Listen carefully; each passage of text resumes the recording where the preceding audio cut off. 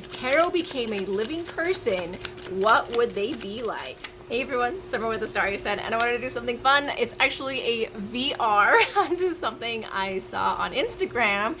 But the lady is Faysite Tarot, and she has a YouTube channel where she talks about tarot, which I just started following. And I asked if I could do a VR to this video because I thought it was hilarious. And so she has a bunch of questions to not ask your tarot. It's like giving your tarot a, basically a mind screw instead of you kind of thing. That's not how she put it. She put it like quintessential something. Anyways, I'll leave a link to her video, her short video, in the description so you can go check it out for yourself and see if you want to do a VR. But I thought it would be super fun, and I will be using the Sassy Dragons Tarot by Lisa and Peggy Pepez. So I have 8 questions here, okay? And the whole idea is these are just the kinds of questions that you would normally ask your tarot, so we're gonna do it and see what happens. And I like jumpers, okay? That's one of the things that I really, really enjoy. So let's see what happens. The first question is, what is the purpose of tarot? What's the purpose of tarot? All right, we got the Queen of Pentacles, okay? Which says, nurture, nourish, and fucking slay. Maintain the balance between supporting others and yourself. Oh, I love that. Absolutely. Perfect. Okay, number 2.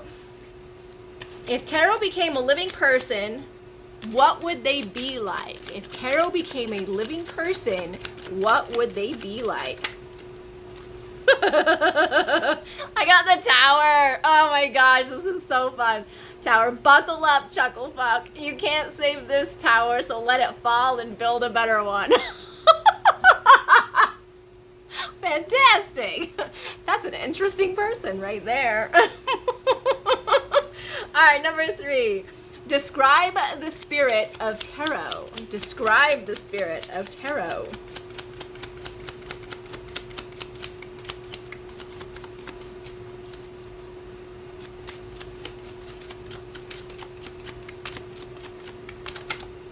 Alright, we got King of Swords. Let's see, what does it say? Checkmate, asshole. Use analytical and strategic thinking to achieve your objectives.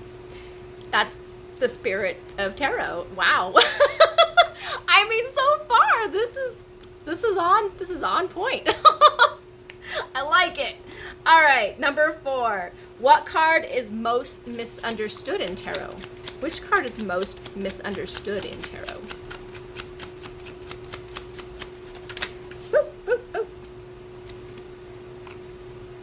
Oh, we got the moon. The moon is the most misunderstood. Why, you kinky little fuck. Explore the unknown. You never know what you'll uncover. I could see that. The moon has some intuitive stuff going on, so I could totally see that. I could see that. All right. What card is most clearly understood in tarot?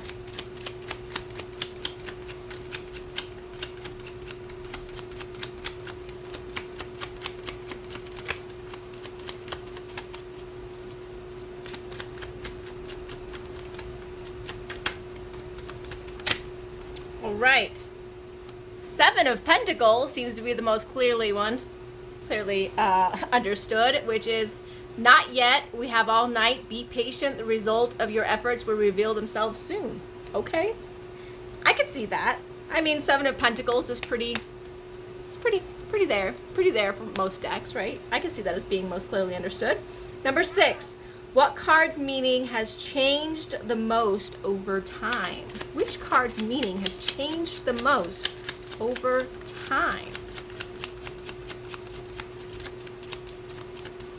Ooh. We got the Star. So I'm not sure how that has changed the most over time. So let's see. Hey, twinkle tits, get off your ass and get back to it. The path ahead is clear and you have the support you need. So I don't know enough about tarot to know if the Star card is the one that has changed the most over time. But it would be interesting if anybody else knows if the Star card has had many, many meanings over the years, as I don't think I've been doing this as long as other people. For me, the Star card has pretty much been solid in all of my decks as, you know, hope, faith, finding your way kind of cards. So I feel like it still holds true even in this fun little deck, this little Sassy Dragons deck, okay? Number 7, what card would I, as a reader, interpret most intuitively and modernly? Which card would I, as a reader, interpret the most intuitively and modernly?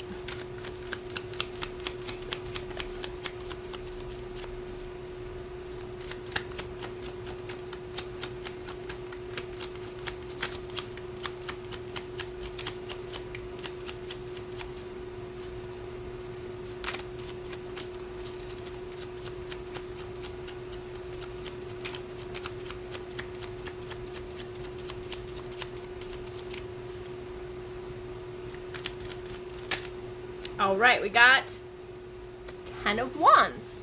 10 of Wands. It says, sure, you can move mountains, but is the hernia worth it? You're carrying a heavy load. Consider lightening it. So this is the card that the tarot deck thinks I, as a reader, interpret the most intuitively and modernly. I could see that. I could see that. I could see that. All right, number 8. What is something the tarot cannot teach you? What's something the tarot cannot teach me? What's something the tarot cannot teach me?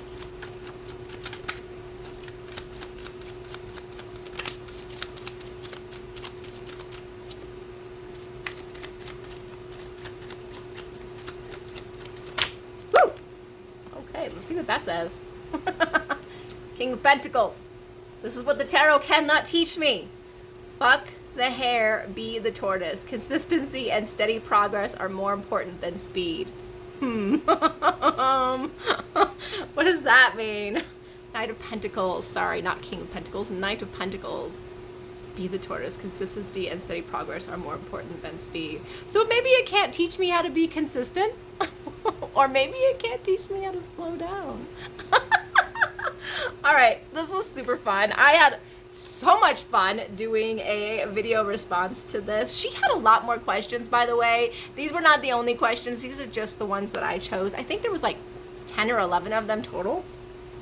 But I figured I would use the Sassy Dragons just for fun, and I would do this kind of VR just for fun because there's so much tarot stuff going on, and I just really needed something like uplifting and fun and just, you know, there to play with. So hopefully you guys enjoyed this. I will do my best to put it down in the description, all the information for her and the questions that were asked, and I hope you guys have fun with me. So you guys have a very great day.